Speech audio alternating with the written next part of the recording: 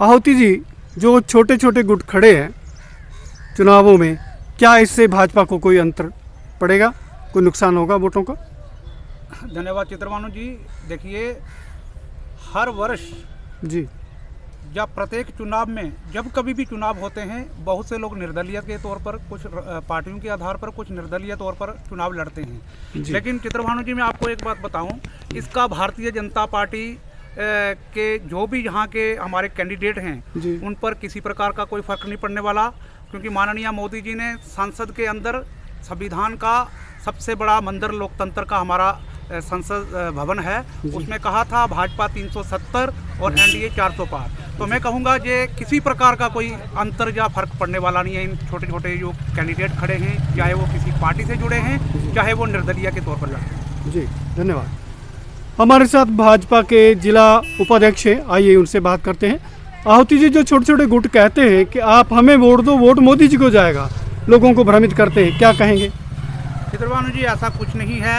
मैं तो कहता हूं कि ये लोग भ्रमित कर रहे हैं लोगों को, 200-400 वोट इनके पाले में जाएगा, लेकिन इसमें कोई संशय नहीं होना चाहिए कि आज संपूर्ण जो हमारा राष्ट्र है, 140 करोड़ लोगों के अंदर मोदी जी जैसा नेतृत्व पूरे विश्व के अंदर कहीं नहीं है। और ऐसा संभव भी हो सकता है कहीं कांग्रेस के कैंडिडेट भी ये ना कह दें कि आप वोट हमें दो, मोदी जी के पास जाएगा, क्योंकि इस समय मोदी जी की लहर है, मोदी जी का नेतृत्व एक दैविक शक्ति के रूप में मोदी जी प्रकट हुए हैं। तो ऐसे में मोदी जी की लहर के आगे इन लोगों को कहना पड़ रहा है, और ये उनका दुर्भाग्य है और भारतीय जनता पार्टी के लिए शुभ शगुन है।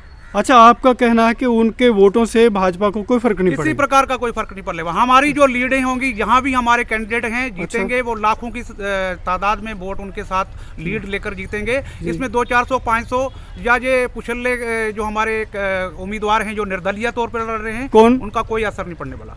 कौन, किनकी ओर इशारा कर रहे हैं? कोई भी हो, मैं कहता हूँ कांग्रेस भी पुछल्ले उम्मीदवार कैंडिडेट उनके हैं, पुछल्ले कैंडिडेट ही हैं, क्योंकि इस समय कांग्रेस जो है वो अंतिम सांसें गिन रही है। जैसे कोई डूबता हुआ व्यक्ति होता है, जब उसके नाक पे पानी आता है वो हाथ पैर मारता है, तो आज कांग्रेस नाक पर पानी आ चुका है, वो हाथ पैर मार रही है, और कांग्रेस कहीं भी दिखाई नहीं दे रही पूरे राष्ट्र के अंदर। अच्छा आहुति जी, आप ये इशारा कर रहे हैं कि जो छोटे छोटे गुट खड़े उनको कांग्रेस की फंडिंग है पीछे से? बिल्कुल, उनको कांग्रेस की फंडिंग हो सकती है, लेकिन कांग्रेस समय कंगाल है, क्योंकि 1700 करोड़ रुपया कांग्रेस को अभी टैक्स के रूप में भरना है। अच्छा। जो उनको बाहर से बॉन्ड मिले हैं। लेकिन मैं एक बात जरूर कहूंगा कि कांग्रेस तो खत्म हो चुकी है, जो प्रादेशिक दल होते हैं, जो लोकल दल होते हैं, वो भी अंतिम सांसें गिर रही हैं, और जो भी कांग्रेस के साथ जुड़ा उसका अंतिम संस्कार तय है।